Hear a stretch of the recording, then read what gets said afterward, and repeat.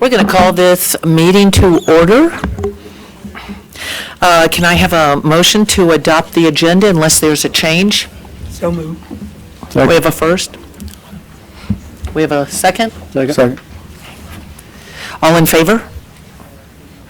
Unanimous? Okay, first option, item, thank you.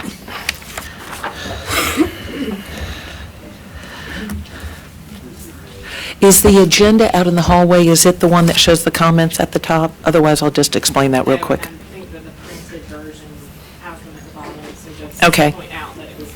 Okay, so just a little clarification on the agenda that originally showed the public comments at the end.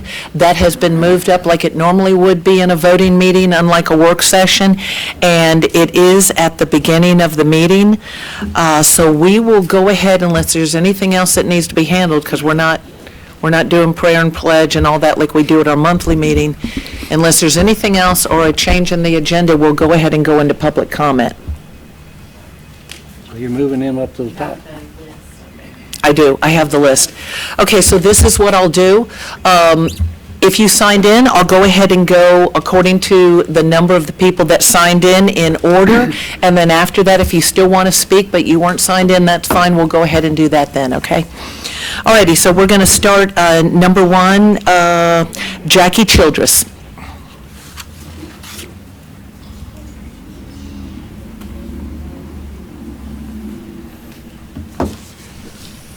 Thank you for giving me the opportunity tonight to speak to you. I just have a couple of things that I'd like to bring to attention that I'm sure you're already aware of. The first thing that I'd like to address is a letter that went out to the Augusta Woods residents. Many of you, I'm sure, are aware of that, but it is of my opinion, and that I think of most of the citizens, that Mr. Barber's intent in this passing out of this was to resign. So I hereby, as one of the citizens, accept his resignation. He has had 90 days to do what he stated in here that he would do, and that would be to look for another job. He also stated in this that he had no intentions whatsoever working with the current mayor. To me, I find that very hard for us to go forward and grow as a community, as a city, when our own city manager has stated he will not work with our mayor. That's a direct conflict. I don't mean to be disrespectful in any way, but I do hereby accept his resignation effective today. And I will be expecting him. I do expect him to honor what the people want, and I wish him well in his future endeavors, and hope he will move forward so that we can move forward. The next point that I'd like to address is that it seems that we have a problem with our own charter. I think our charter speaks very clearly as to what can and cannot be done.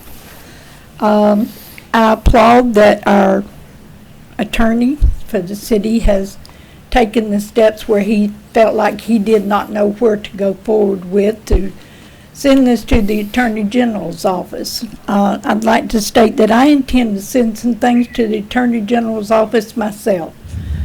Our charter, the Attorney General already has. I intend to send this letter that was sent out to Augusta Woods. I would also like for the Attorney General's office to look into where this letter was generated. Was it generated on a personal computer? Was it generated on city property computers? As such, it should have been addressed as something that the city backed, not a personal agenda. I don't think we need another Hillary Clinton who wants to send out emails and post things anywhere that they desire to do so. As a city manager, as a city employee, you have certain responsibilities to us as the citizens, and we will fight to see that those are honored. I also would like to address that I have contacted Ms. the Georgia Childress? Voters' Rights. Ms. Childress, can you wrap it up in about 15, 20 seconds since the time is up? Just so everybody has a chance. Okay, Be glad thank you, to. ma'am. I have contacted Georgia Voter Rights, and I intend to see if what rights do we have going forward to do recall elections or whatever needs to be done. I'm not opposed to any growth in the city of Villa Rica. I think we need it. I am opposed, however, to how fast we are growing with no infrastructure. I understand that we have to have growth before we can have infrastructure. My personal council member took a great deal of time to explain that to me, which I thank them for. But that having been said, I think we need to back off on further growth and take care of our city's infrastructure first before we go forward with any more housing. Thank you, ma'am. Thank you. ma'am. Gary Talent.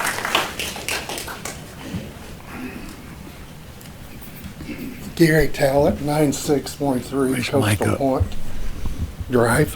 Thank you, and thank you for saying that. And I needed to restate, when you do come up, state your name and address. I appreciate that. Thank you.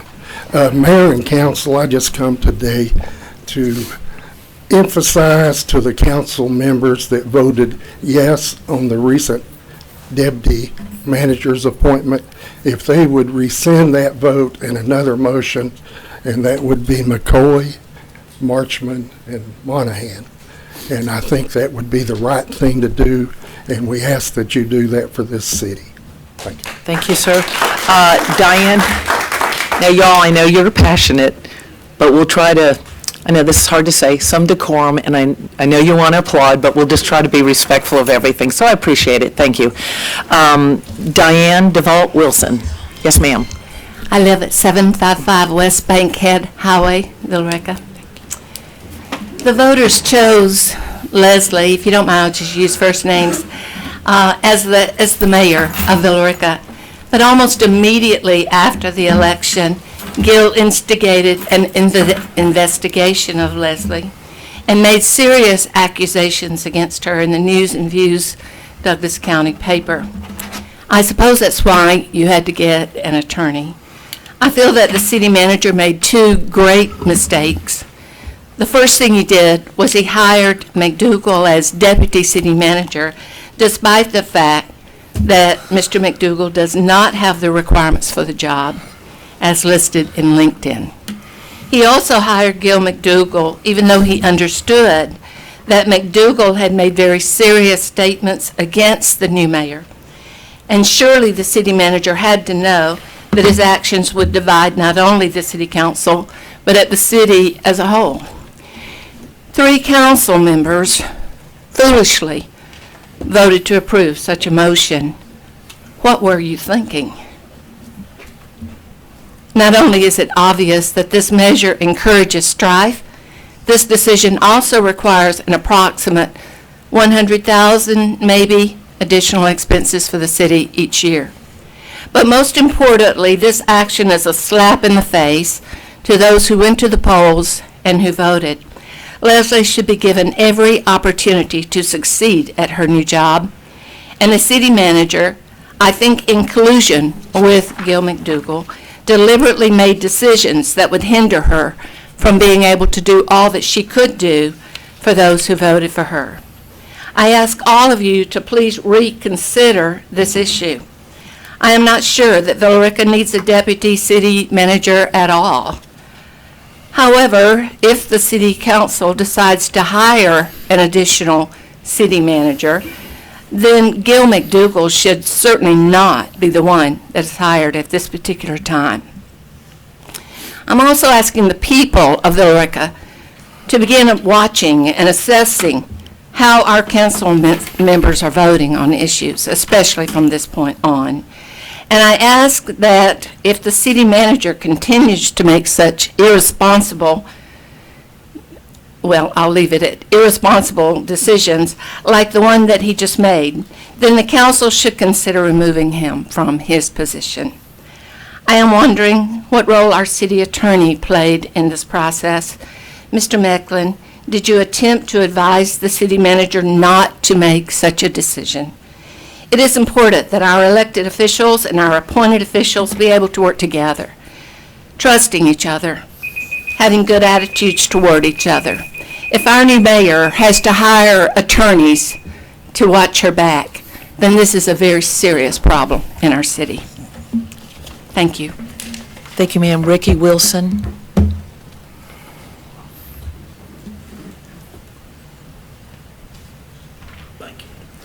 I'm Ricky Wilson. I'm the owner of 505 Berry Drive. And to clear up some comments that were made in the past, that's an 18,000 square foot building. There's a not-for-profit batting cage and pitching lane in one side of that building. It's really a warehouse, okay, that the kids around here in this neighborhood come to and are taught to pitch and to hit a baseball, okay? And I think Miss Marchman said her grandson had been in there and all, but it's not for profit. I make nothing off of that. Yeah, Mr. And- Wilson, and I apologize for having to interrupt you. Is this in regards to the item Yes, with the public yes, hearing?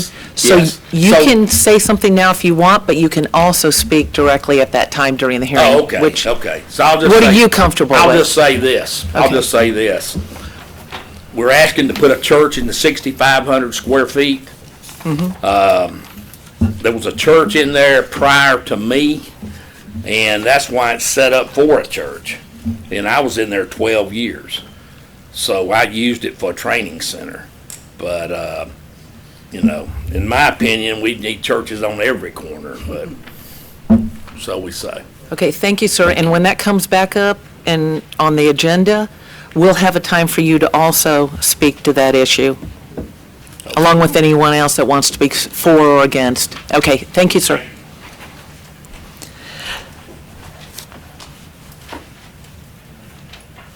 Doug Lang?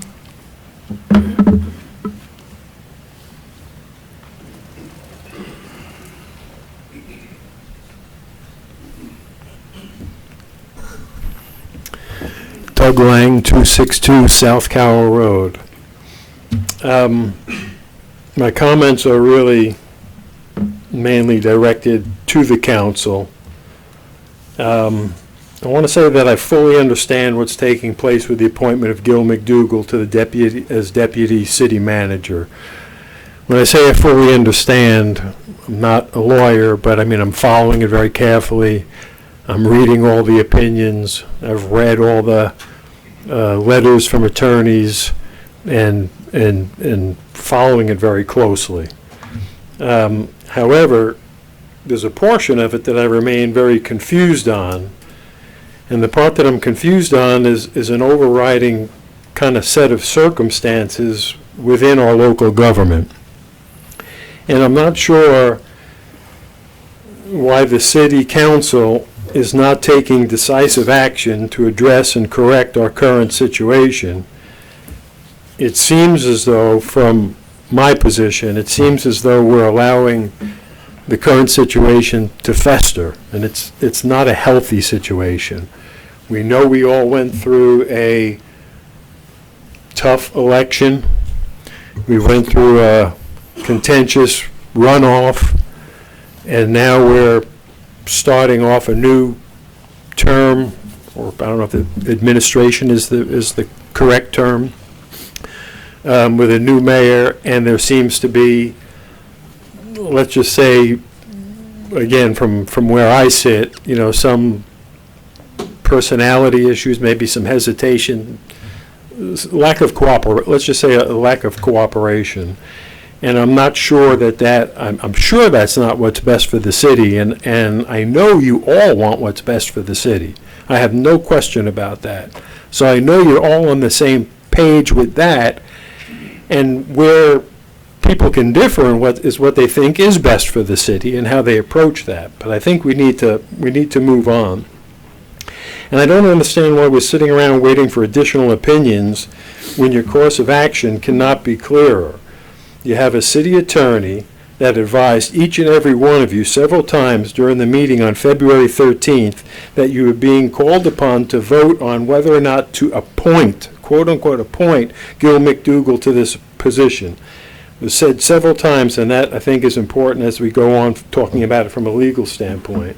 You even have Councilman Carter that actually raised the issue during that meeting and questioned as to whether the deputy city manager was in fact an officer and a department head or not. And the city attorney answered him, I'm paraphrasing, by stating to his knowledge this position had always been that of an officer and department head. Now, if you take those two things and then look at the city charter could not be more clear when saying that a former mayor shall not be compensated to an appointed office in the city for 1 year after that term. I will be done in 15 seconds if I may. If not, I'll retire now. Do you really need any other opinions? Do you really need a judge to step in and override your vote? And if all this is just too much, then just vote as the way your constituents want you to vote. I mean, this is a representative government. And while only 10% of the people voted, they're the only ones that you can go by. It's the only numbers that we have. And very quickly, sorry, last but not least, in the direct violation of city policy, Tom Barber actively engaged in our recent election on behalf of Gil McDougall, and coincidentally, after reviewing no less than 22 applications for this position, the only one Mr. Barber saw fit to recommend was Gil McDougall? Thank you, What are the Mr. odds of Lang. that? I want to see all the resumes. This is what I do not understand. Thank you, Mr. What in Lang. the world Doug. are you folks waiting for? Goodbye. Doug. Thank you so much. All right, Christy Chastain.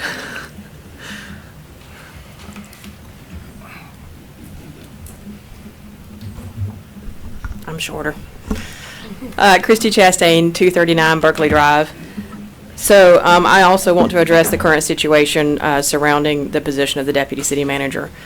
So at the last council meeting on February 13th, there was a vote, and it was treated like an appointed position at that time. It was referred to as an appointed position. It was only backed off of being called an appointed position once it was pointed out as being a violation of the city charter. And they're saying now it's just a mere employee subject to the hiring practices of other employees. So that's what I want to address. So for the sake of argument, let's treat it that way.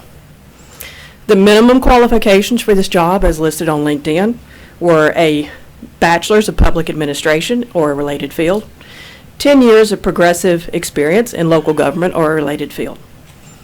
How much of that does Mr. McDougall have? 0. I did review the applications and resumes that were submitted based on an open records request. Thank you.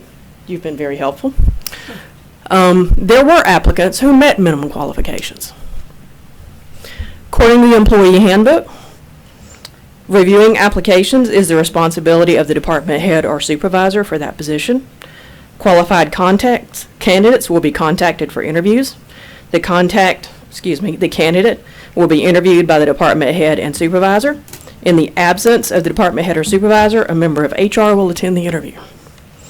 According to my open records request, there is 0 documentation that any interviews were ever held. A clear violation of the employee handbook. Further, this board voted on that appointment on February 13th. What date was Mr. Dougal's application? February 12th, the day before it was presented to you all for approval. On that application, Mr. McDougall lists a single employer in his entire lifetime.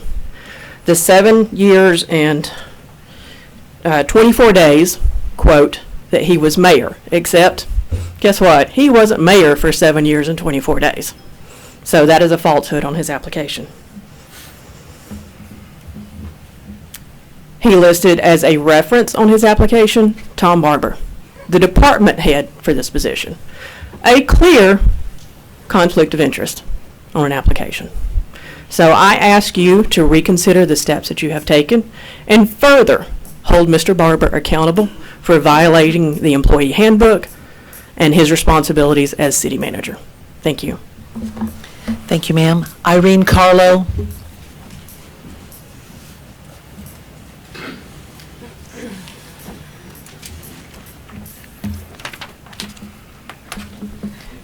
Name and address for the record. Okay, Irene Carlo, 21. You want to hold on Oh, just a minute? okay. There you go. There you go. Okay, Irene Carlo, 2118 Owls Way. I'm here because I was not at the last meeting, and I've been out of the country, and I had to pay.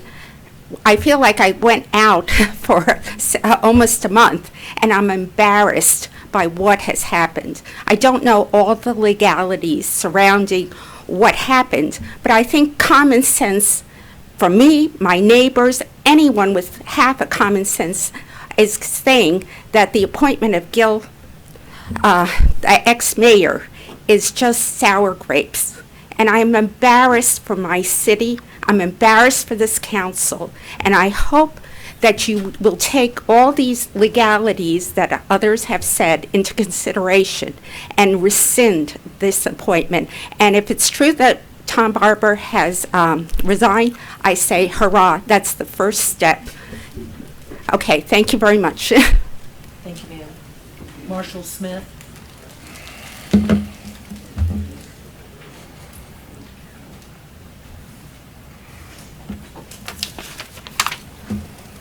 Marshall Smith, 9636 Coastal Point Road, Drive, I'm sorry, Billerica. I hope I can get this in 3 minutes. I think everybody that's spoken Oh, here move that mic up. just about said everything I need to say. I'd like to give my thanks to the city council members that actually use common sense. Thank you, Mr. Carter, thank you, Mr. Warmoth, and actually voted for the citizens of Billerica.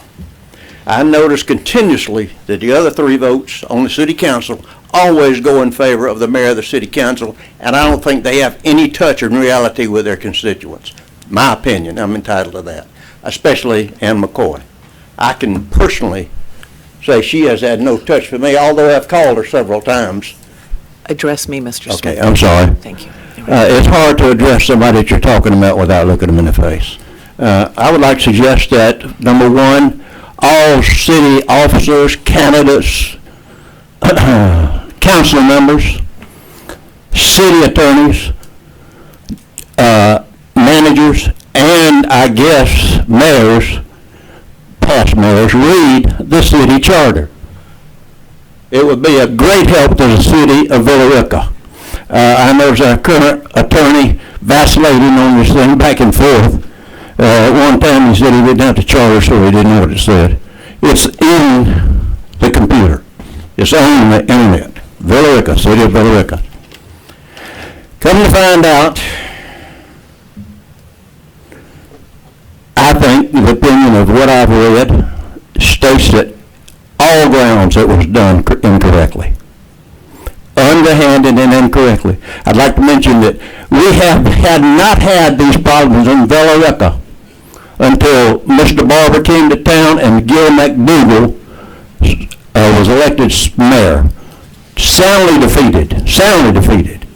But yet, he's been elected or appointed by the city council to represent Billerica's deputy city mayor. I want Mayor or ex-Mayor McDougal gone, and I want city manager Tom Barber driving the car, and I want them both out of here. We never had a Billerica like this. We didn't have a bully for a city council member or an idiot for a city mayor. Excuse me. Be careful. Careful. Yes, that's the way I feel. I'm going to say it. I'm not doing anything wrong. I have a right to say it. I'd like to thank the current city mayor for everything she's gone up against, and I would like to suggest that the city of Billerica picks up the tab for Leslie's attorneys.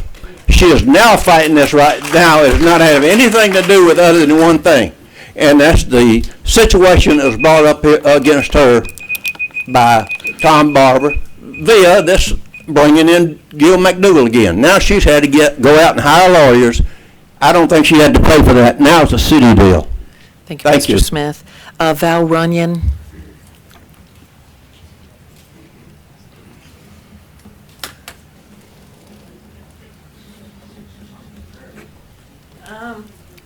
I think everybody has said what I wanted to say and more. Name and address. Yeah. Name and address Val for the Runyon, record. 2115 South Van Wert Road, Billerica, Georgia. Like I said, I think everything they have said and they have done well by saying it. I don't think I can add anything else to it, but I agree to everything they have said. So, thank you. Thank you, ma'am. That's all I have on the sign-up sheet. Is there anyone else that would like to speak during public comment? Yes, sir.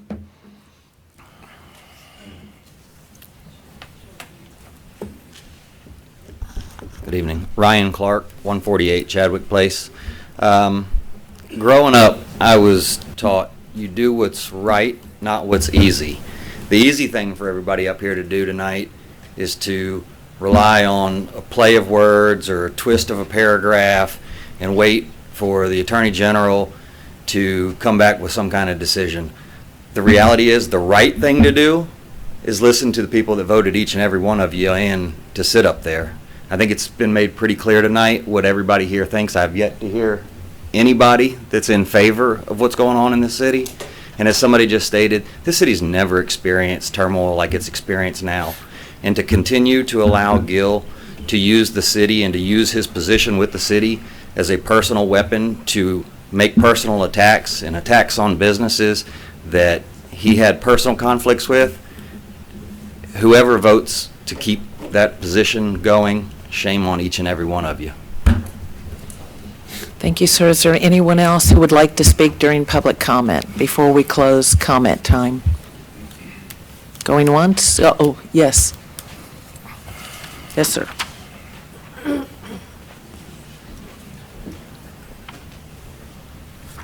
Joshua Evans, 640 Cleary Street, Billerica, Georgia.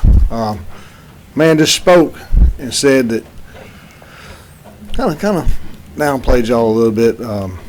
I'll say this though,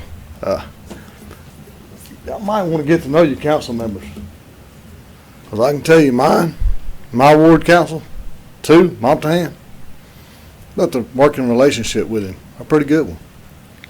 When I have a problem, I let him know. He gets on it. We're fighting some battles. As y'all all know, we're fighting our battle on the school traffic. He's keeping us informed. He's addressing us. This is what we're working toward. This is what's going on. Now, the other issue we have in this city, y'all realize when y'all build these apartments and stuff in these houses, it's embarrassing. It really is. It is embarrassing to let people come to this city as trashed out as it is. This is the trashiest this city has ever been. Look around. Look around Ingles, Food Depot, Dairy Queen. Look at your beloved Publix over there, and y'all want to build another one in Mirror Lake? Y'all can't keep that one clean. Look at it, trash everywhere. Trash blowing all over the place.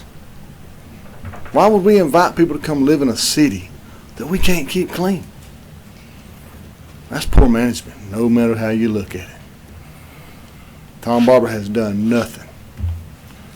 He's lied, and he continues to lie. His weekly reports, read them. I can show you 100 different lies in it today. I can. Y'all know your LIA was in jeopardy by the Chattahoochee River Keepers because of Mirror Lake Parkway and Connors Landing. Y'all aware of that, right? That ain't a game. They don't play. And they're certainly not playing about their waters. That's probably a fight the city shouldn't get into. No.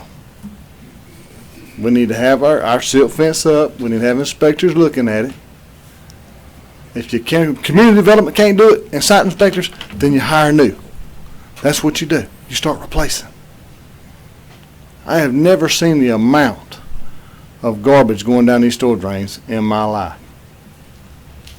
West end of Atlanta right now, worst place in the world in 1980 and 1990.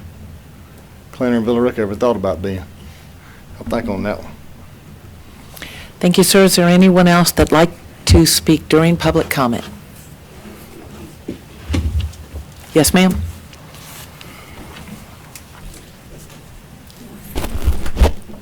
(163) Stockmore Road, Villarica. Breezy Name? Prince, sorry. I just wanted to say, I don't know what can be done about Tom Barber since everyone voted unanimously, but it wasn't unanimous for Gil, so I hope that can be brought back up. It's a shame that everyone voted knowing how everyone felt about Tom Barber. People were here standing, talking about it, opposed to it. It's 4 o'clock, so this room would have been much more full if it was not 4 o'clock. People have to work. But it's very clear that people of the city do not want Gil McDougall here. And I think it's very clear that they do not want Tom Barber here. And not only do they not want him here, he said he wouldn't be here. So I ask all of you elected officials to vote on behalf of the people who voted you in, because you are supposed to be speaking on behalf of your constituents, not your personal feelings and your friends. Thank you, ma'am. Anyone else?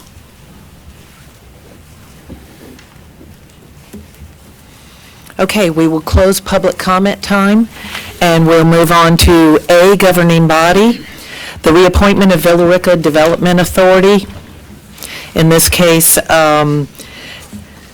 this is the reappointment of David Rogers to the Villarica Development Authority, and this is my appointment to make on this particular authority. David Rogers' term had expired on the authority, and he would like to be reappointed. He's been serving on Villarica, well, let's just call it VRDA, so I don't have to keep saying it over and over again, since June of 2019, and his term ended at the end of 2023. The authority members chose to name Mr. Rogers as the chairman following John Mount's resignation. And as mayor, I have agreed to reappoint David Rogers to the Villarica Development Authority for a term beginning January 1st, 2023, and ending December 31, 2026. All right, we will move on to item 2, amendment to section 16-44, restricted uses and activities, hours for collection of trash. Attorney Drummond? Sir. Good afternoon, Mayor and Council. An issue's come up with staff getting a number of complaints about the loud noise that when dumpsters are emptied in areas that aren't in residential districts but are immediately adjacent to residential districts. Hal can answer any specific questions about the complaints, but what this proposal is an amendment to subsection 5 of section 1644.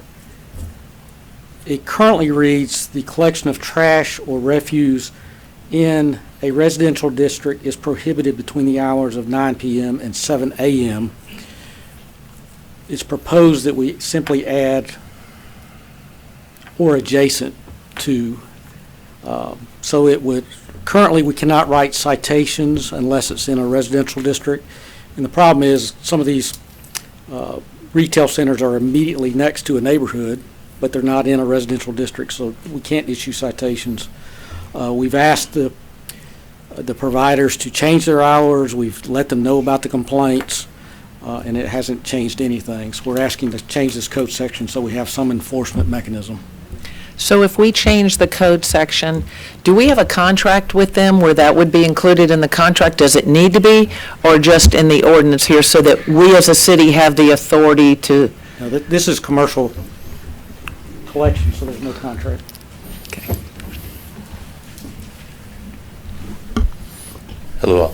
Yes, so this is a commercial services that the individual business owners contract themselves, so they do not have a contract with the city. So that would. So that's why the reason we have to have something that's umbrella that covers everything in an ordinance, so everybody has to comply to that. Correct. Okay, all right. Any questions from the council? That was a hard one. Okay.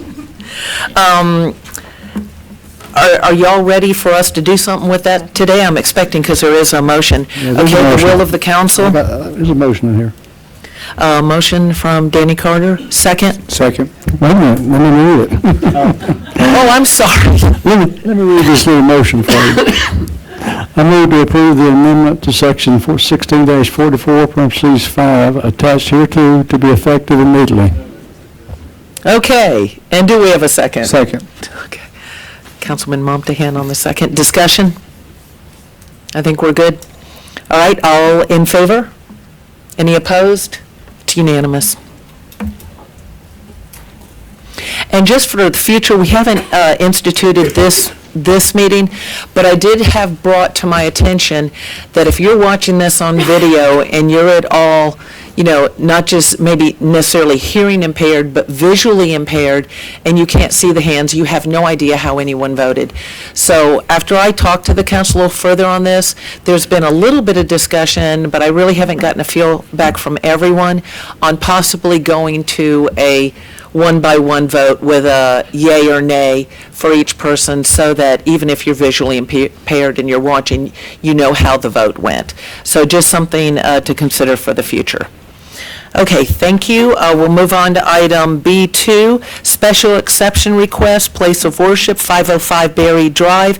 This also does have a public hearing, so pardon? B1. B1.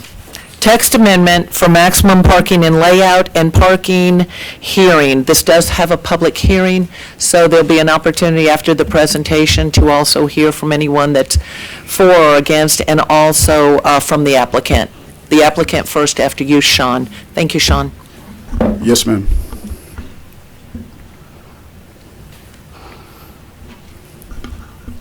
TA-01-24 text amendment aims to remove maximum parking restrictions from specific sections of our Villa Rica city ordinance.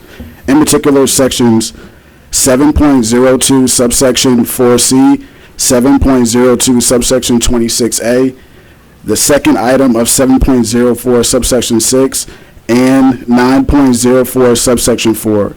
The focus is on introducing greater flexibility in parking regulations, allowing the city to meet its needs and foster a more dynamic and accessible community, lifting undue constraints imposed by parking limitations. The text amendment could help an array of businesses with accommodating vehicle parking in fields like medical, industrial, and commercial.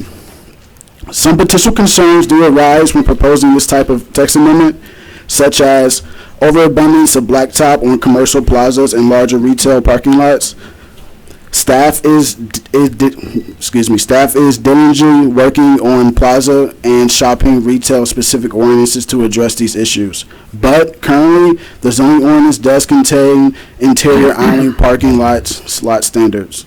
Section 4.04 subsection 6C states parking areas including loading, unloading, and storage areas containing more than 25 vehicular parking spaces shall provide interior landscaping. In addition to previously required perimeter landscaping, interior landscaping may be contained in peninsulas or islands. 5% of vehicular use areas shall be landscaped. Parking lot areas will not be 100% impervious hot asphalt. The zoning ordinance does not the zoning ordinance does not permit such actions. Sean, just for the sake of the audience, in layman's terms, tell everybody what we're trying to do here. What is the end goal of what we want to do with parking? Yes, ma'am.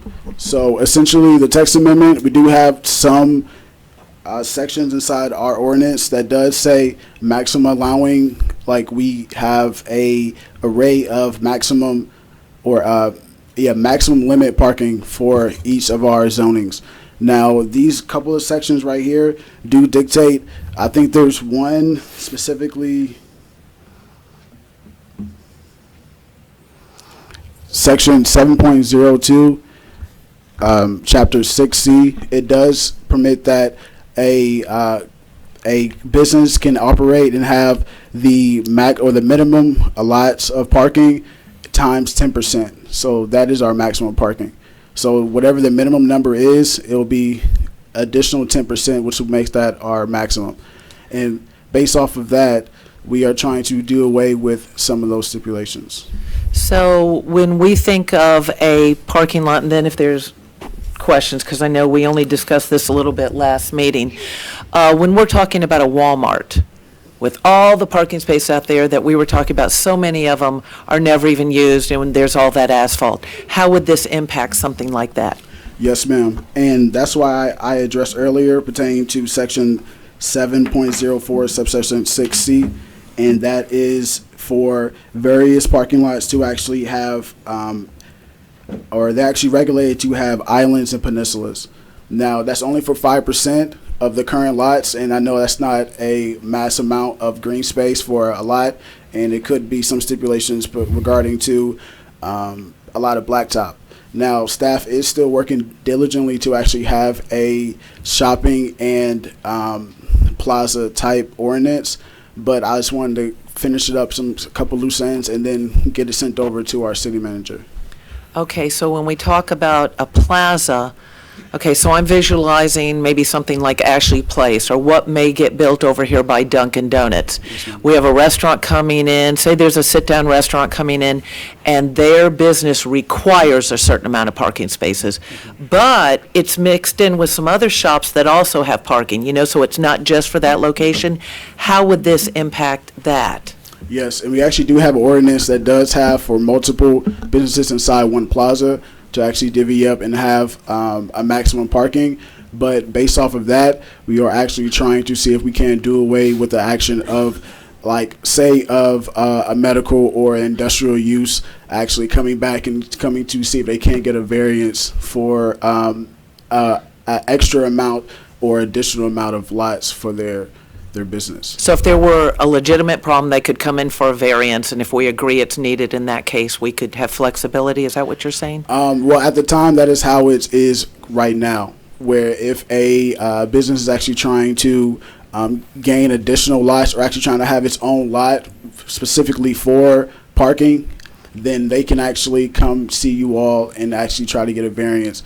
But based off of this, we're trying to cut down a little bit of time and actually see if we can't do away with the overall maximum parking, but still regulate some type of things where it can have islands and peninsulas where it just won't be 100% impervious asphalt or concrete. So if I'm understanding you correctly, we may streamline it better, where you can handle it at the administrative level because what we're doing, and there'll be less need for variances and coming to council?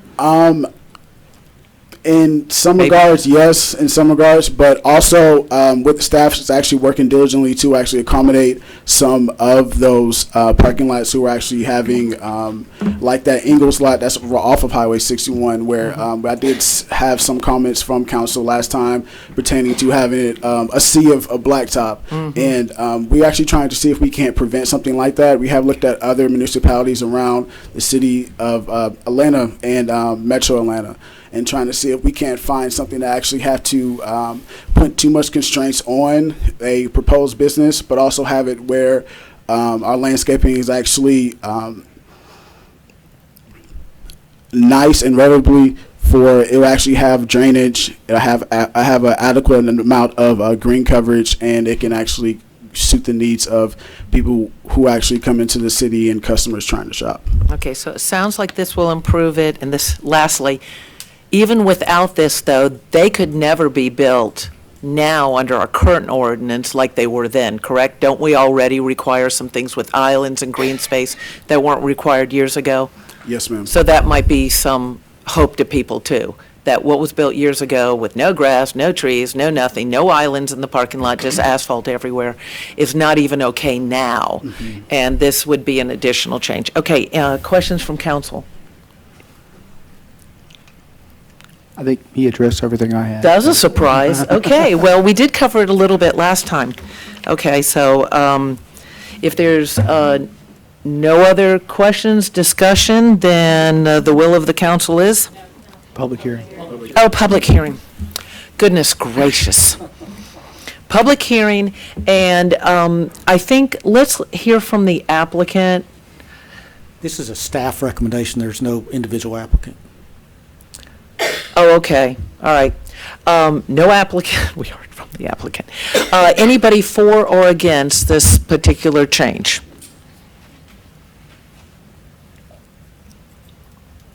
Going once, going twice? Okay. Will of the council.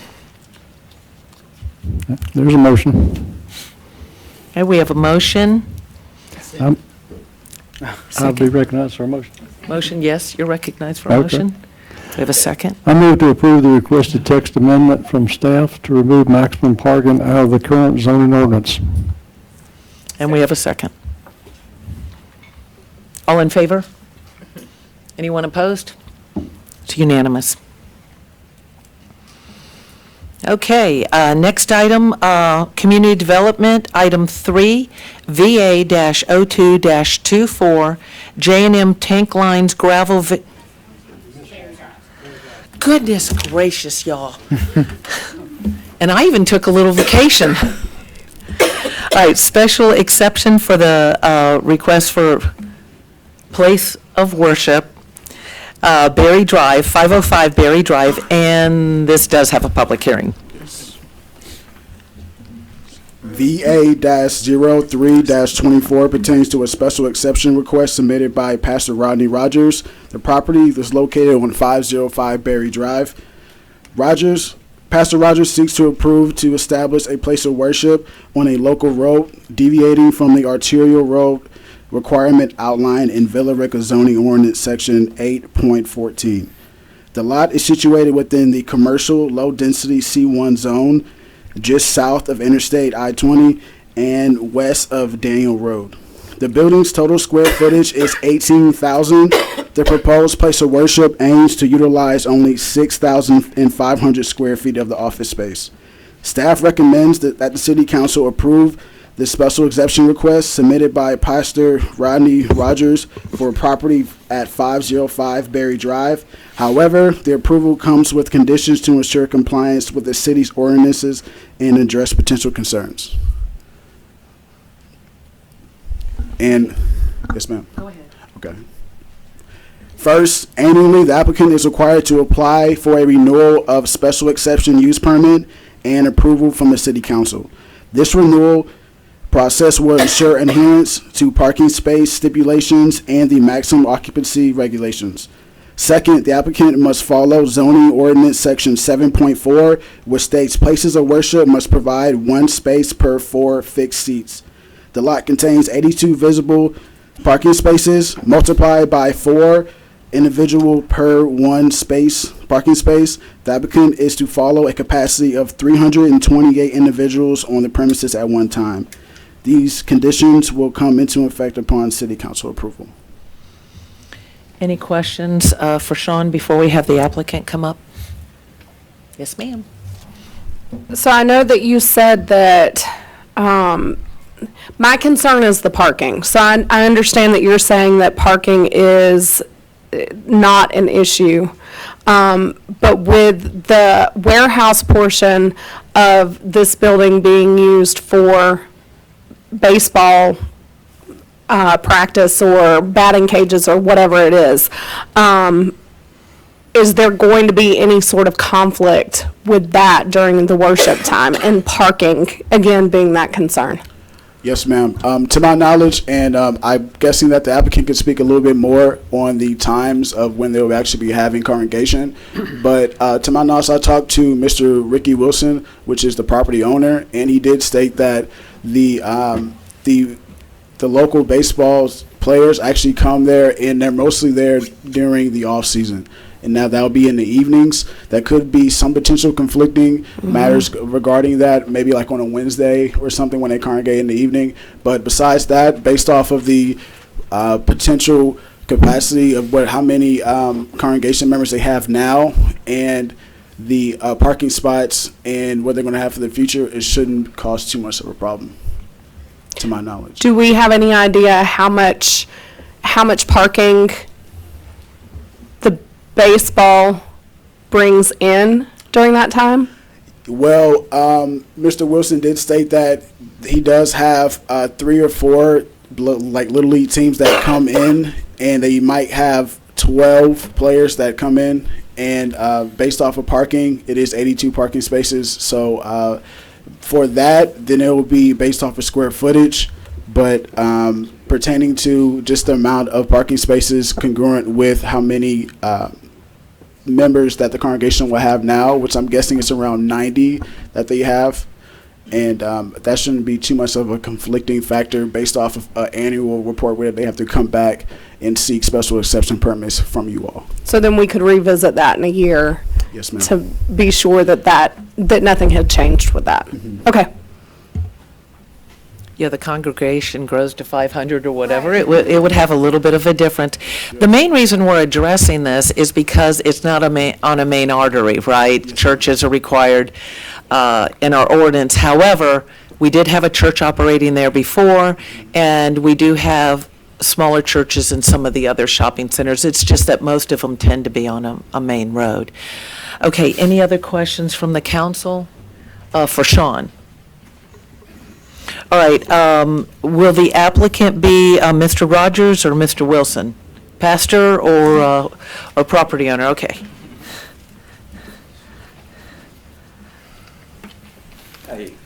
Hi, everyone. First thing, I just want to thank you guys for the opportunity. I've been a citizen here for about 3 years. I stay inside of Mirror Lake, so I'm definitely in support on what we need to do to ensure that we keep the safety of the community. I don't want to, force anything to happen, but I do understand with all the requirements that's taking place that I have to renew every year just to ensure that we don't meet capacity and stuff like that. I do want to partner with everyone here to ensure that our city does grow. I know we're a place of worship, but most importantly, as a church, our concern is to make sure that the community is healthy and the community is alive spiritually as well. So I hope that there's a good decision that sways in our favor today, so we can ensure that we have this space and also in the future, I'm excited about what we can bring into this community to ensure that we keep it safe and healthy as well. So, any questions for Pastor Rogers? Okay, thank you, Pastor. Thank you, guys. Any other discussion at all from council? Will of the council, We need to have a public motion, hearing. public hearing. Anyone for or against this item?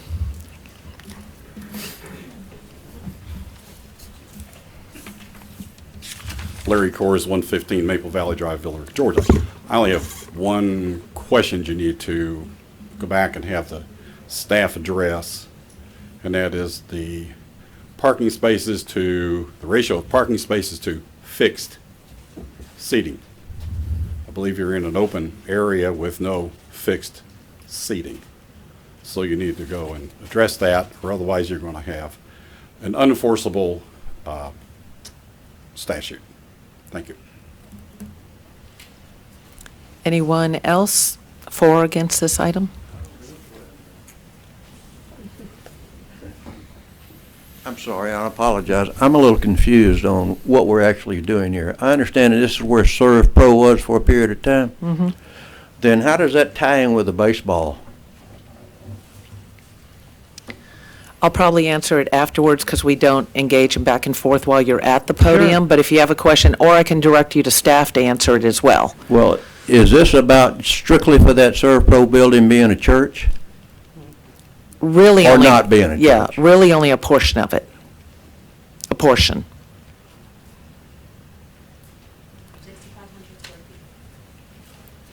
Does anybody know how many square feet there is in that building right now? 18,000. Let me direct you. Okay. Let me direct you to. I just got confused on how the baseball ties in with the church. Yeah, two separate items. It's okay. Two separate items, but I want to make sure your question does get answered. So I'll direct you to speak to Sean afterwards because he does have those details. You want to answer him? Okay, go ahead. So a couple questions. The first question I will be answering is the fixed seating. Now, again, the applicant can allude a little bit more based off of this, but it's just based off of if he has pews or does he have chairs. Some new churches actually do not have pews or actually starting to go away from those. So fixed seating would just be an individual chair where somebody will be sitting at. That's what I'm expecting. You can just nod your head that usually it's a setup, takedown type thing, and yes, sir. Okay. It is not fixed seating. Okay. I didn't expect that it was. And then for the latter of the two questions, is how does this all engage to baseball? Now, it is a Little League team that actually operates the warehouse portion of the building. Now, Mr. Rogers is only going to be using the office portion of it, which is 6,500 square feet of the 18,000 square footage total of the building. So it's just, I believe, around 33% of the building total. About 33%. Okay. Mayor, can I ask a question, Sean? Absolutely. Since we brought up the site plan, if you don't mind, Teresa, flipping back over to that. And there's a large open space here to the left, and I think my recollection is the zoning ordinance does not permit parking in an unpaved area like this.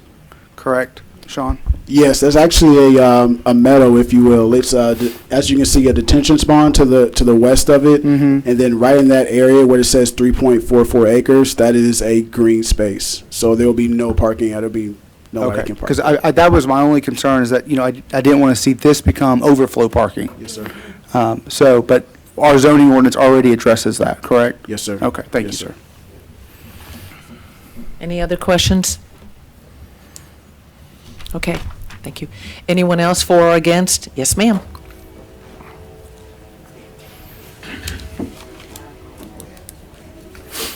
I jumped in line, I think. My name's Kay Smith, and I'm at 9636 Coastal Point Drive. My question is traffic. Berry Road, when you come out on South Carroll, it's hard to do some days because traffic coming from town and traffic coming off of 61.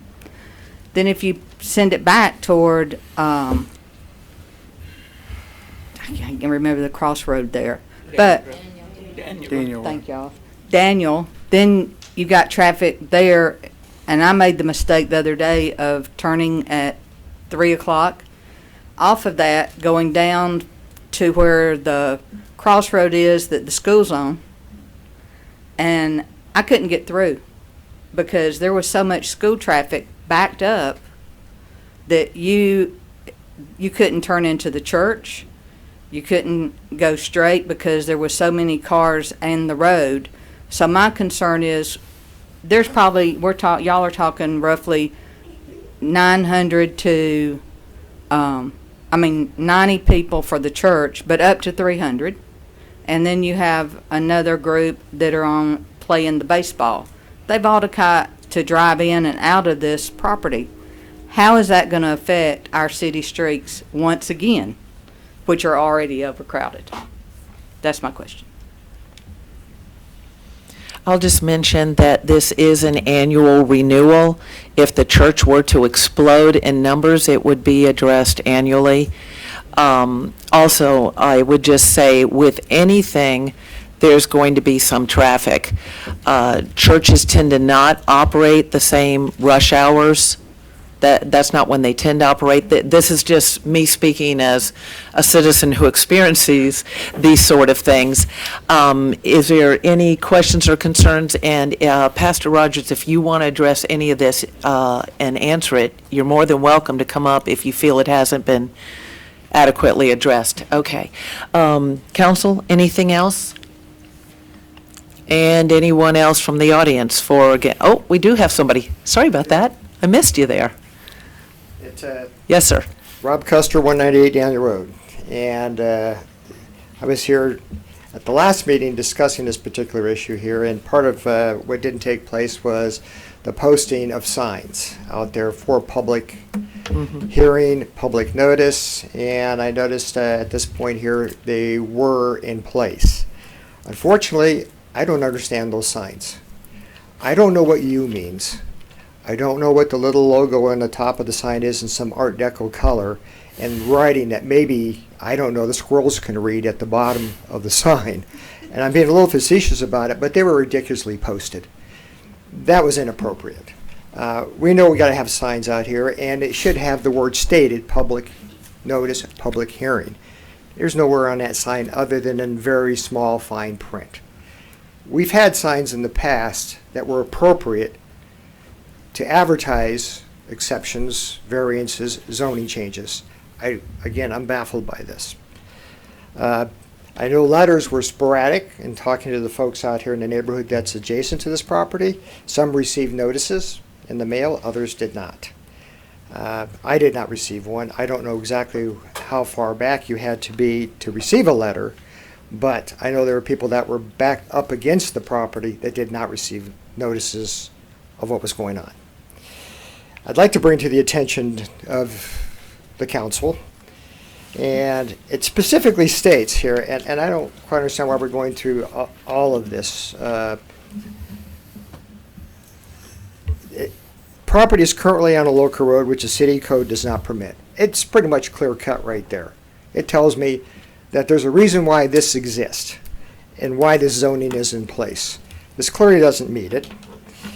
No exceptional circumstances have been presented. So why are we having more conversation on this? There's nothing that really presents itself as to why we need to have this church there. It's a warehouse area. Those parking places, and I counted 80, not 82, is for the entire structure, which I understand is, 8,000 square feet? There are other tenants that could potentially rent into that building other than the current T-ball, baseball folks that are there. So I'm sure that those other spaces aren't just going to be maintained vacant. I know he's probably actively seeking other tenants. So we can't assign 80 parking places strictly to the church. That's inappropriate. 33% is what they said was being occupied as far as space. 33% of parking. It doesn't meet the requirement. Also here, I have my time here, it states that nothing will be adversely affected by the local area having this church and or property values. But I see nothing here to support what is being stated here. Again, this needs to be addressed. Thank you. Okay, thank you, sir. I think that's maybe a legitimate concern as to how I will direct you to Sean afterwards, but also, if we need to look at that and it's not readable enough, let's talk about it. Let's discuss it, because as a regular citizen, if you're driving by, and if you have any input on that, Sean, that you want to give now, feel free to do it. Otherwise, I'll direct you to talk to Sean afterwards, and I don't mind looking at that. You know, if you're driving by and you can't read what the sign is or can't understand it, let's talk about it. So I appreciate that. I think that's a valid point. All right, any other questions? Yes, sir.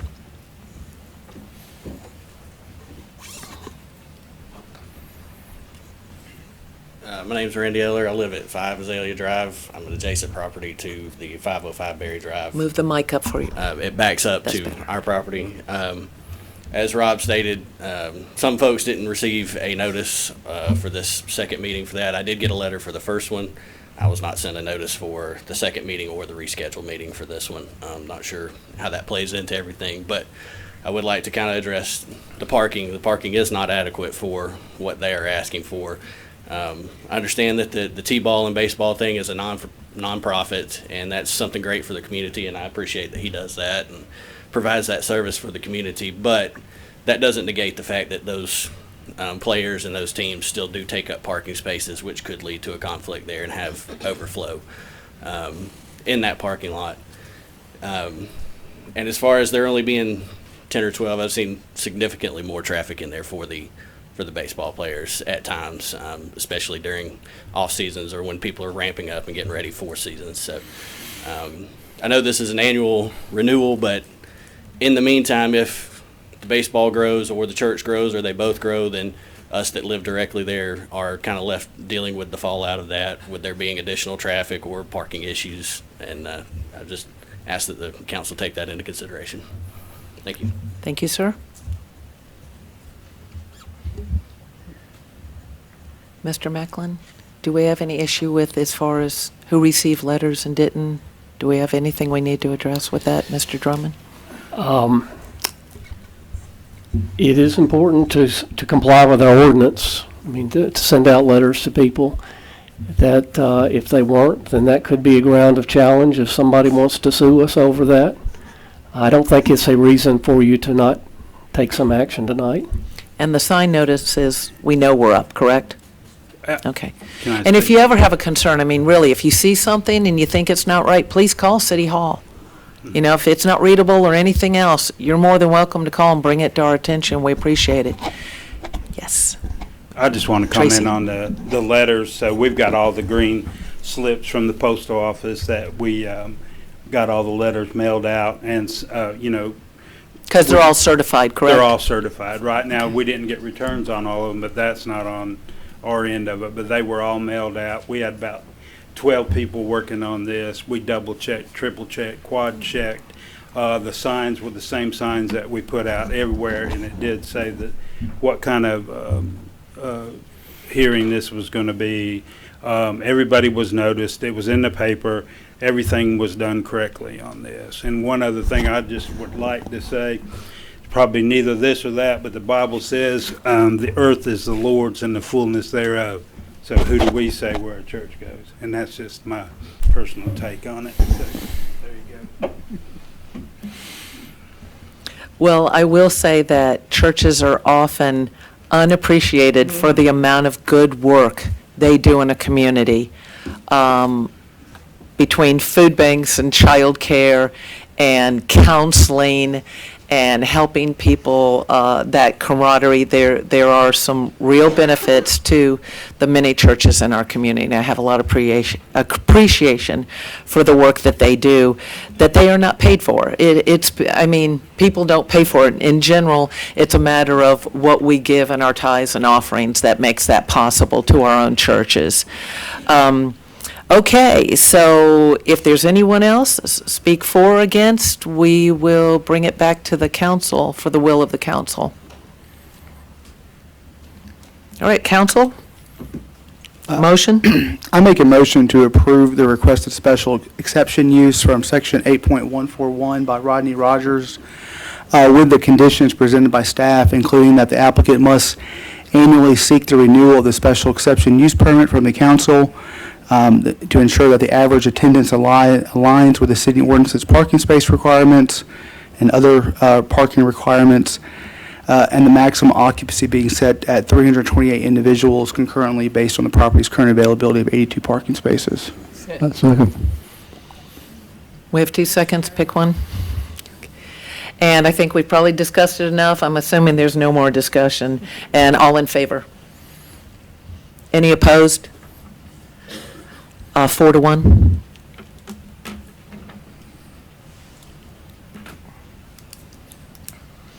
And let me just mention real quickly, too, it's true that we have ordinances, and they say this, and the reason we're allowed to do variances and other things is because everything doesn't fit in a box. So when they say they want a church on a main artery, you have to look at the intent of the law. A lot of times the intent of the law is you're talking about maybe large churches, lots of traffic. Where I go, we have to have a policeman out there letting everyone out. And so sometimes that comes into play into why they can ask, and also why there are conditions added. You'll notice there were conditions added with the renewal to kind of keep a check on that, because we are stepping outside the box of the strictness of the ordinance. But believe me, if we stayed in that box all the time, it would drive all y'all crazy, because all these ordinances aren't written for all the exceptions and things that come before us. Okay, we're going to move on to next item, community development, item 3, VA-02-24, J&M tank lines gravel variance, and this will require a public hearing, and I will do my best to remember that it has a public hearing, and we'll move a little smoother. Okay, Sean. Last one for you, lucky you. Yes, ma'am. VA-02-24 is a variance request submitted by Jeff Arledge and J&M Tank Lines for the property located off of Highway 101 in West Industrial Court. The parcel is currently zoned medium-density industrial I-2. This parcel has remained vacant over the years. In 2020, the lot was seen by City Council for a truck stop. 3-2 denial was the result of the special exception use request. However, the variance request at hand pertains to off-street parking and loading requirements, specifically regarding to the paving and drainage of parking areas. The applicant proposes to install an asphalt apron and interior asphalt parking area for the initial interior perimeter of the building. The current gravel parking lot variance request is to allow exterior of the parking lot area to contain gravel surface. In lieu of the Villa Rica zoning ordinance section 7.02 subsection 5, which regulates parking lots to have a hard dust-free surface. The applicant has cited concerns about the property's high water table and the potential impact of asphalt surfaces under heavy loads. While gravel may initially provide benefits for water runoff and potential truck oil spillage. The staff recommends that City Council deny the variance request submitted by J&M Tank Lines for the property of the highway off the corner of Highway 101 and West Industrial Court. Several key findings support this recommendation, including conflicts with the Villa Rica City Ordinance, Section 7.02, subsection 5, potential long-term maintenance challenges, and the variance request is potentially economic in nature and self-imposed. Okay, thank you, Sean. Any questions from council for Yeah, Sean? I got one. Sean? Yes, sir. In our last meeting, Mr. Arledge got up and said that they were going to rework the whole area and bring the level up because of the water table. Have y'all discussed that, and how much was he going to bring it up, do you know? No, sir, not personally me and him, but I'm pretty sure that he can probably interject about that when he Okay. comes up and speaks to you. How much would it be required to bring it up, you think, to get above the problem? Based off of measurements, yeah, to me, talking to our city engineer, which he is on site right now, it will be for the depth of gravel pertaining to that. And I don't have specifications of how deep the gravel will have to be, just so it can hold oilage and in the water table. But I'm pretty sure that we can find out with that, and once the applicant actually comes up and speaks to you all. If you're ready for this, I know Bobby's ready to address it as well. He's here.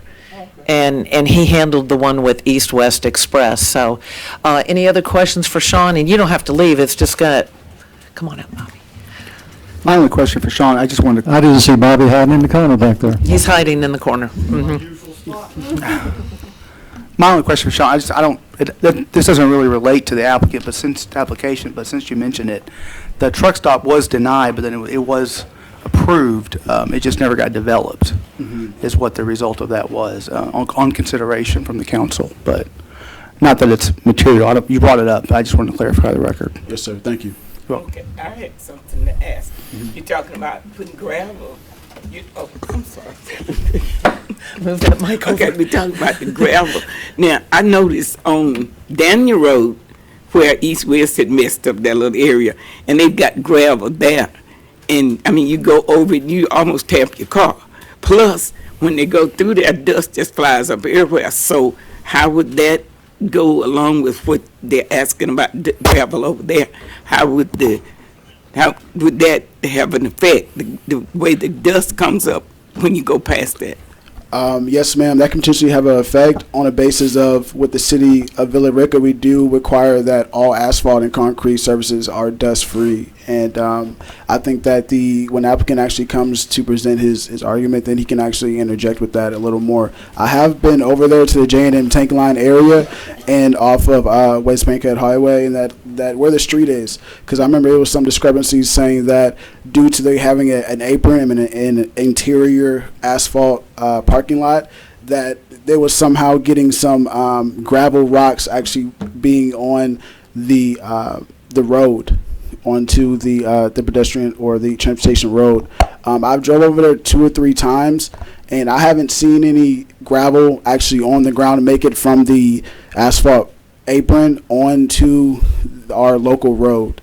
That is, I mean, to be determined of seeing. But I mean, I've done a little bit of due diligence on that matter. Yeah, because What that's I a was concern. talking about was over there on Daniel Road, where East West used to come out and make that turn onto, what is that, Post Road, the street that goes there. Edge Road. The edge of area. Okay, it's a mess, and when you go by there, dust just flies up every which way because they've got that gravel there, and it's not done. Is part of right. it the gravel where we kind of like made a temporary repair because they make the turns?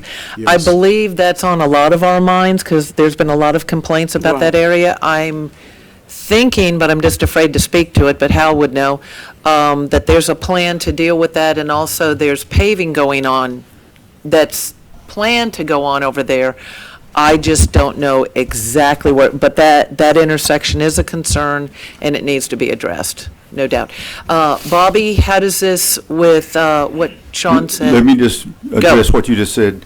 That section of Daniel is on the paving list, and the contract was executed by met a mayor tonight, so that will be ongoing probably in the next 30 days. So it hits that intersection, and it seemed to me that it goes down Daniel Road a ways, doesn't it? The paving will be from the I-20 bridge headed south. Oh, Okay. So that repair was done prior to the paving. Okay, all right, thank you. Appreciate that. Okay.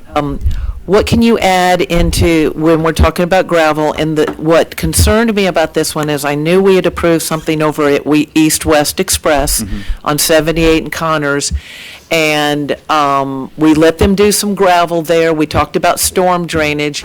We want to know that, is it an advantage? Is it good for the stormwater? Is it better to happen this way? Or do we have to worry about contaminants because there's gravel there? Those are the concerns. And also, Sean addressed it to some degree, when they're coming out, if they do have it paved like East-West does that then take care of the rocks so they're not out on the road and become a hazard to drivers or motorcyclists or anything like that? Well, I can't speak to the applicant on how much tanker traffic he's going to have going in and out on the site, which will have an effect on what residuals may be on the asphalt driveway going in. But I'll address the gravel, asphalt, hard surface, what the ordinance says. This particular use is less intensive in the zoning that it is than East-West. East-West was done in a general commercial zoning. And the main reason why the council approved that variance is tractor trailers, when they turn on asphalt, especially with tandem axle trucks, with a super single front tires that they use, it's a constant tear up asphalt parking lot. They're going to be repairing this thing day after day after day because the trucks in them backing in and turning, I say this a lot, they don't make asphalt like they used to. You could pave something and 2 months later it was like concrete. Well, it's not that way anymore. And the cost to keep that repair done for East-West was going to be absolutely astronomical because they had like 10 acres of it, a lot more than this. The contaminant issue. If you asphalt this, the truck drippings, for lack of a better term, will be flushed every time it rains right into waters of the state faster than anything gravel would do. Gravel over time will be compacted enough to where it too will shed water, but not as fast as asphalt will. Now, I've talked to the designer. He called me and he says, look, can you suggest anything that will, A, help the environment, B, make the use of gravel doable as far as, not causing a problem.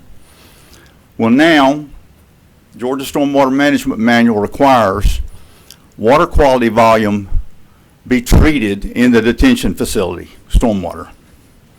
In other words, the water quality volume from this site is the first 1.2 inches of rainfall that exits the site. The water quality volume in the pond has to collect that and hold it over a period of time for it to trickle out. Georgia EPD have been pushing the next stage of these ponds, not just a water quality pond, but a bioremediation pond. In other words, it's got water quality volume built in it, but it's also got a couple of layers of sand filters that go in the bottom to help filter out the contaminants or whatever else it may flow in there. And I told the designer, I said, look, capture everything that falls on this site, push it to that pond, let it filter itself out. I said, but now the variance is going to be mayor and council's decision. But for me, looking at it from an engineering perspective, this is a less, even though you got wetlands and state waters on the site, it's a less intensive use of the gravel than East-West. Okay. I appreciate that. Any questions for Bobby? Bobby, So my only question then is, how do we take what you just said about the detention pond? I mean, so are you saying that's required already by EPD or stormwater? The bioremediation is not required, but Georgia EPD loves it when developers choose to use it. And in this particular case, it would be more than appropriate. Okay, how do I put that into the words of a condition if I were to do that? And then ask the applicant if they would consider that. I would just put in the stormwater detention facilities. Take care of the water quality volume, which they have to do, but also put in bioremediation. Okay. And that'll handle it. And then when they design it. So the stormwater detention facilities. Bioremediation must be included, yes. Must include bioremediation. Yes. Okay. Anything else from Bobby before we bring before the applicant speaks? Well, I apologize, y'all. It's good to see y'all. Stephanie, I haven't been introduced, I don't think, but welcome aboard. I always look forward to coming. So. And our condolences to the city of Bowden. We know you've had a tragedy out there losing your city manager. That was a really tragic shock, yeah. And it still is. I mean, we're scrambling right now. So. Yeah. Thank you for being here. Appreciate that, Bobby. Mr. Arledge, how's your trip from Alabama? Man, I've got even a better one today. I'm supposed to be in meetings in New Orleans, so when I leave here tonight, I'm headed to New Orleans. Okay. To meet there. Thank you again for having us. I've talked to the mayor and I've talked to several councilmen, our council ladies. One of the things, when it comes to trucks, I handle the truck stuff. The gravel and the rocks and all that, we do things with our tires to keep that from happening. Quality of tires, we buy Michelin and Bridgestone tires on there. All that stuff. I buy Kenworth trucks, T680s. I got my shop manager here. He lives not too far from Villa Rica. He knows how picky I am about oil leaks and all that. That's one of my pet peeves right there. I like my trucks to look good and run good. But when it comes to designing a site, I don't try to design it. I'd hired when I came to the city of Villa Rica when we found this piece of property, and it checked all the boxes. It wasn't close to a school. It wasn't close to, residential stuff. It's right here by the interstate where I can get out on the interstate quick. But we did know about the wetlands in there. I went to the city, and at that time it was Ronald Johnson that was over it. He suggested the engineering firm. I got to know Jared. I've got him here with me. He's the engineer that's designed it on the water table. They were the ones that had worked on it before. They've already done surveys, ground checks, and all those fancy engineering words. But I'd like for him to speak on the plan of building up the groundwater to where it's a solid plan for where we're not going to hit any problems. Okay, thank you. And he went to school here. His wife works here in the school, so he is a local Villa Rica person.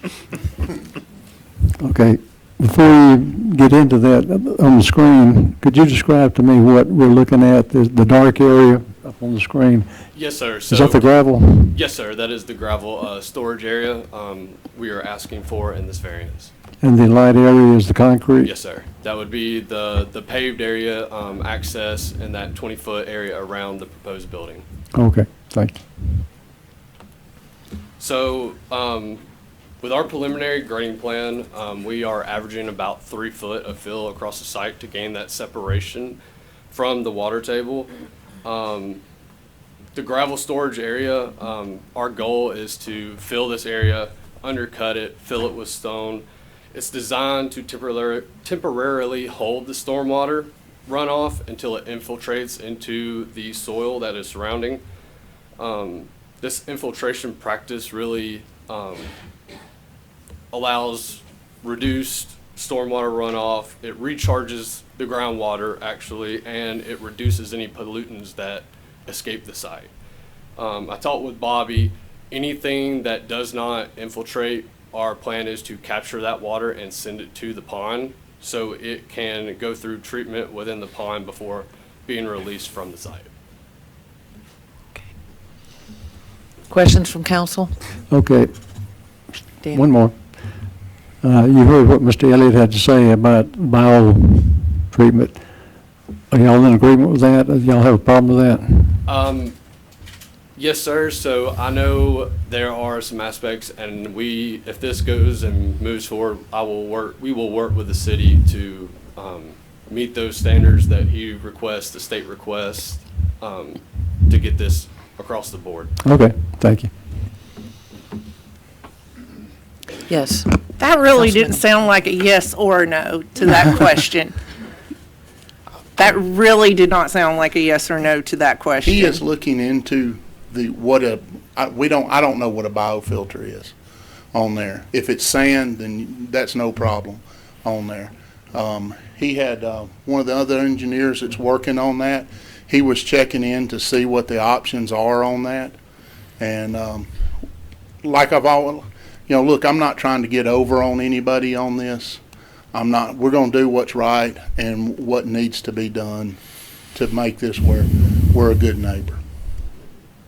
And you can look and see how far a truck would have to go with gravel on their tires to even get to the road. I think that drive is over 200 foot. So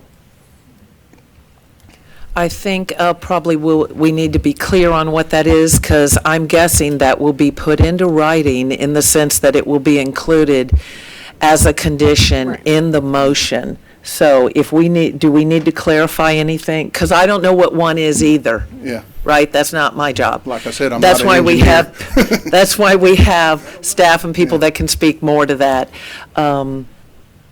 You want to ask something else about that? No, I mean, Danny and Anna kind of asked my question. I mean, I think I'm looking for, would you consent to that kind of, I think it was bioremediation stormwater system?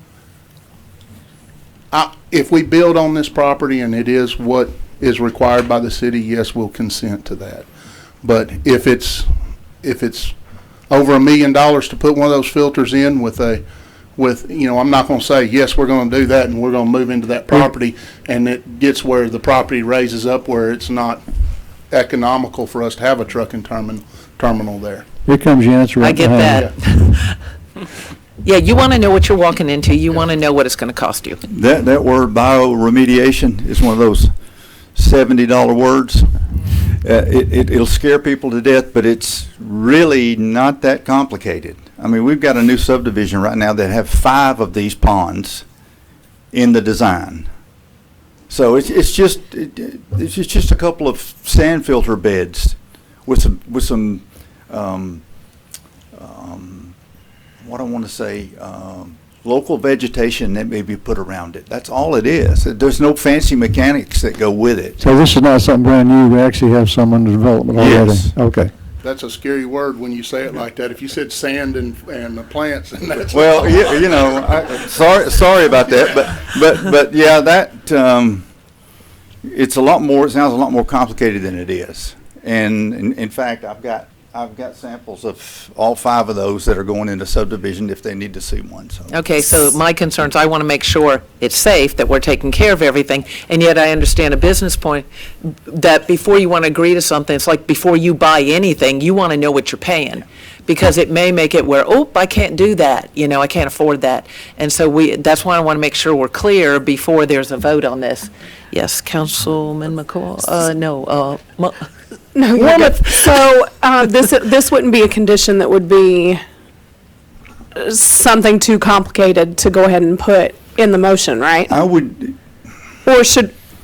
What's your professional opinion? This is above my pay grade. I can kind of relate, for a couple months of being sitting in your chair, but because I'm on council now in Bowden, but the word bioremediation needs to be part of the condition.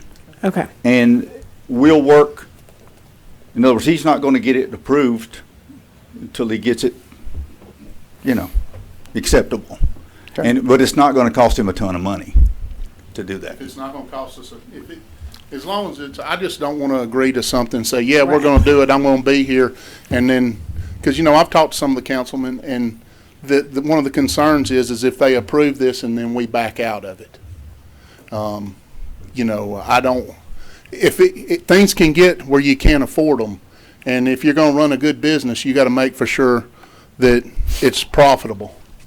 And, if it's as simple as sand and that and not a astronomical cost, then I want it then, because it protects us even more. Okay, and y'all will be working together as this goes along? Yeah, Okay. it sounds like it's very cost effective. It does, but when they say them $70 words to a diesel mechanic, it gets a little scary. Bio something or another? Yeah. The state dreams these things up, you know that. Yes, sir. That's a state work, yeah. Yes, sir. But, I was at the dairy and we spilt milk one time, and it cost us a lot of money to clean up that milk. Those retention ponds are they're a safety for you. So I'm all for it as long as we can afford it. And it sounds like it's a very affordable thing. It just sounds like it's an expensive word. Okay, all right, thank you, Mr. Arledge. We're going to do a public hearing for anyone for or against that, and then if we need to clarify anything more with Bobby or Mr. Arledge after that, and your engineer, right, Jared? Okay, thank you.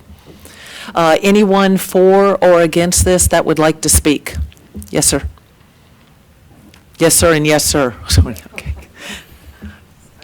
I'd kind of like Rob Custer, 198 Daniel Road, to address the elephant in the room that really hasn't come up. Access to this facility is through Edge Road or Berry Road. No, this is on we're industrial. over on industrial. What's that? On This industrial. Is industrial. This isn't the other. Correct. Oh, okay. Yes, All right, sir. So it's now On changed. industrial. Okay. Well, that's a good thing. That was scary, wasn't it? Yes, sir.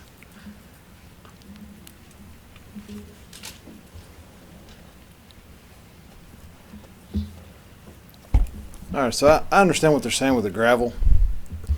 If you look at a lot across the street there from them, they have gravel. It's going to keep the dust down. When water hits it, it's going to pack. It's, like he said, a lot less pollutants coming off of it than asphalt. Now, the bioretention pond, that is a big word. But I assure you they work. They're not, in my opinion, going to cost much more than a regular retention pond or a detention pond. I mean, to be honest. Madam Mayor, you've seen one. Seen a few. Over in industrial. The Really one with nice one over the there. with the pipes and the sod. They work. They do. I promise you. The water coming out of that one is cleaner than anything in the city. I'm just telling you, they work. So the gravel there, I don't see where there'd be an issue to put the gravel. I don't think it's ever going to hit the road. It's going to be better for the environment. As far as them, pretty much their double filtration system. I mean, they got gravel going under the ground. They're going to filter it out there. What don't get held there and absorbed in the ground, then it's going to go to a biodetention pond. So, I mean, they're releasing less water into the creeks and streams than anybody else around here at that point. So they've done their due diligence. I'd say y'all need to vote on that and let them go ahead and do it. Thank you, sir. Anyone else for or against? Yes, sir.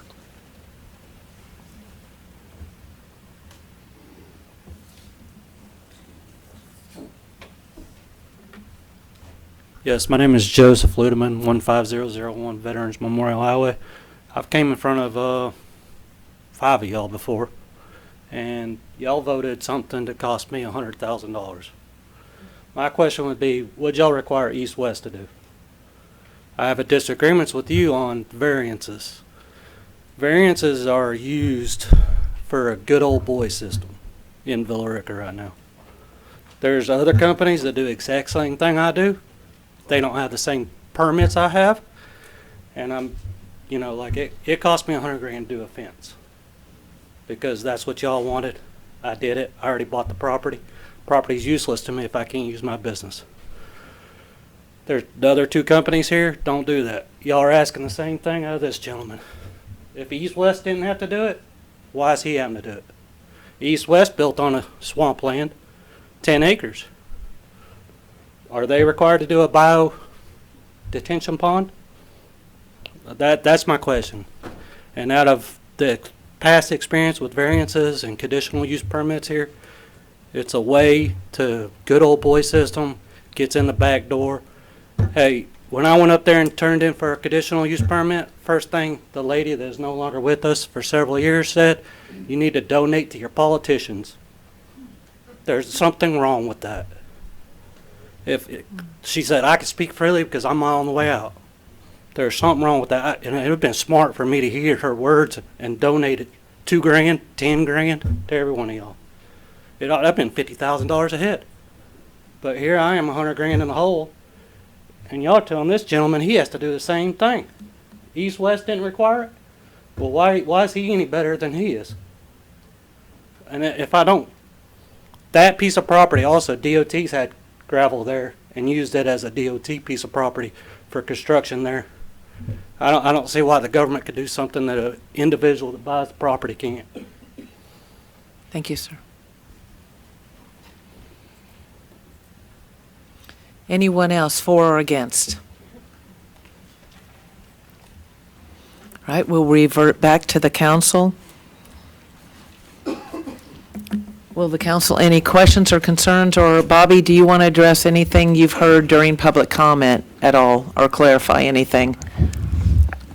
Yeah, while Bobby's coming up, it appears to me that the big difference between East-West and this location is location. Water table problems at this location as opposed to didn't have that at East-West. So this particular parcel has a high water table that's been documented. It's also got wetlands and waters of the state stream on the track. That's right. East-West did not.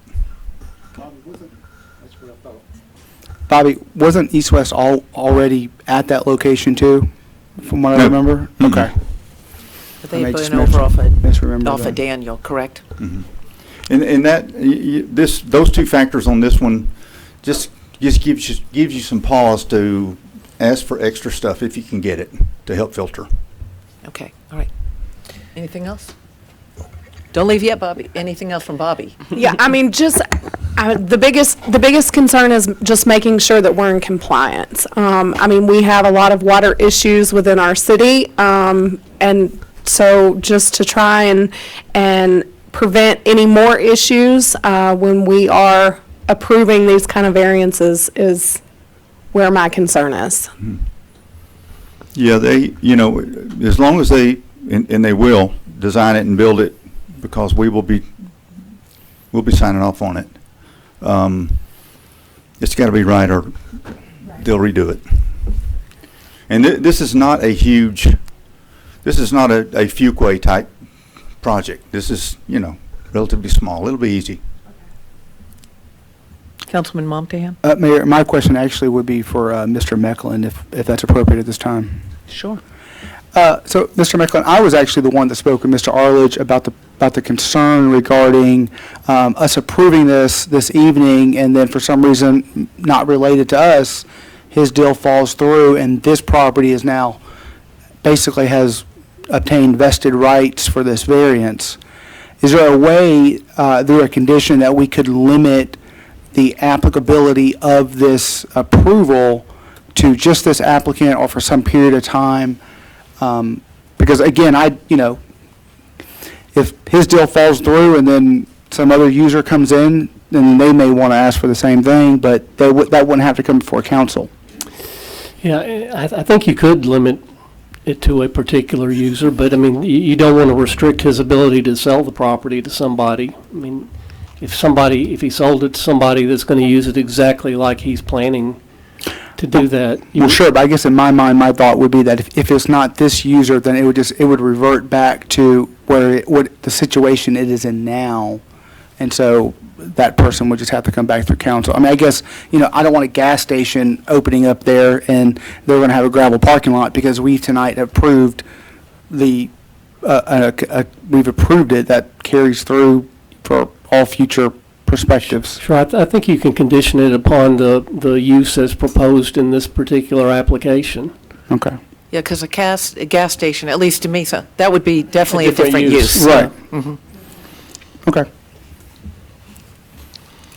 And finally, I guess my question then for the applicant, would they consent to that condition if I limit it to just the use? Okay. Yes, okay. I know you want to come back from Alabama again and do this a third time, so if we can settle it tonight, that's a good thing, and then you can move on to the next. Okay, council, we're reverting back to you as far as anything else, or if somebody's ready for a motion. Yes, I'm sorry, let my thing You load just got up. designated. Yep, I figured that was going to happen. Huh? This internet's slow. I'm trying to get the language from the motion, and then I'll. Thank you. Okay, I will make a motion to approve the requested variance for a gravel parking lot by Jeff Aldridge and J.M. Tank Lines with the conditions that the stormwater management facilities utilize bioretention features, and also that the approval is only applies to the use as designated in the variance application, which I believe is for, what is the use exactly, Sean? Tank lines. Yes. I'll second. Okay, we have a motion and a second. Any discussion? All right, all approve? Anyone opposed? Unanimous. Okay, we're going to close this section of a meeting. I'll hand it over to Attorney Mecklin as we will have an executive session portion of the meeting. All right, so we need to entertain a motion to adjourn into executive session for two purposes, the first of which is meeting to discuss or deliberate upon the appointment, employment, compensation, hiring, disciplinary action of a public officer or employee, and second, pursuant to the attorney-client privilege as provided by Georgia Code, to meet with legal counsel pertaining to pending or potential litigation. I make that motion. Second. Motion and a second. All approve? Unanimous. We're in executive session.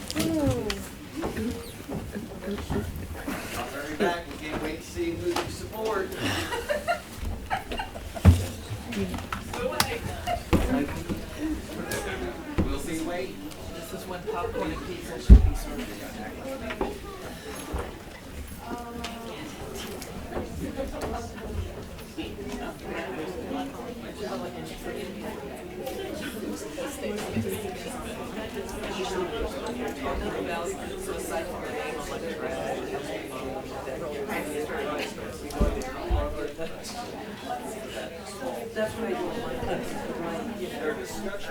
So I wrote on yours instead. You won't get to hear.